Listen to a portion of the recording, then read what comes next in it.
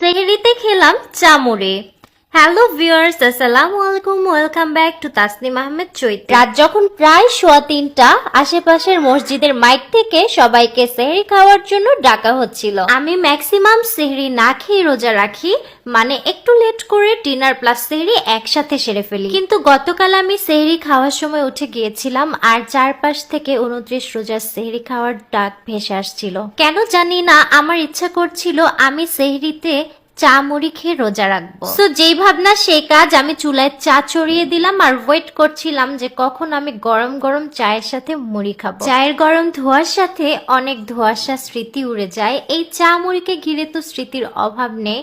আম্মুর ফেভারিট খাবার ছিল। কেন জানি না পুরো রমজান জুড়ে এত এত রোজা স্মৃতি থাকা সত্ত্বেও এই লাস্ট রোজাগুলোতে আমার আব্বু আম্মুর কথা মনে পড়ছে। আমরা যখন ভালো থাকি তখন একসময় যারা আমাদেরকে ভালো রেখেছিল তাদেরকে আমরা ভুলে যাই, কিন্তু যখনই বেকায়দায় পড়ে যাই তখনই আবার সেই মানুষগুলোর কথা আমাদের খুব মনে পড়ে। আসলে আমরা অনেক বেশি স্বার্থপর, আর তাই তো নিজের ভালো সময়গুলাতে ভালো রাখার মানুষগুলাকে ভুলে থাকতে পারি। চায়ের সাথে মুড়ি মিক্সড করে চামচ দিয়ে তুলে তুলে খেতে তো আমি অনেক বেশি পছন্দ করি, আর সেটা খুব ছোট্টবেলা থেকে। তবে আমি যদি 6 মাসেও চা না খাই আমার চায়ের কথা একদমই মনে পড়ে না। হঠাৎ যেদিন মনে পড়ে আমি মন ভরে খেয়ে নিই একেবারে 6 মাসের জন্য। আমার আজকে 29তম রোজার ইফতার করার সময় কেন যেন আব্বু সে ইফতার খাইয়ে দেওয়ার কথা মনে পড়ছিল। আব্বু লোকমা করে মুখের সামনে তুলে ধরতো আর আমি বারবার খাবো না বলে সেটা রিফিউজ করতাম।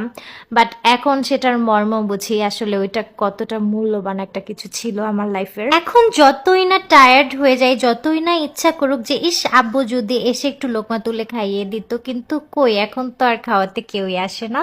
এখন নিজেরটা নিজেরই খেতে হয়, ইচ্ছে না হলে না খেয়েই থাকতে হয়। আব্বুর মতো কেউ জোর খাটিয়ে আর বলে না যে একবার হলেও খেতেই হবে।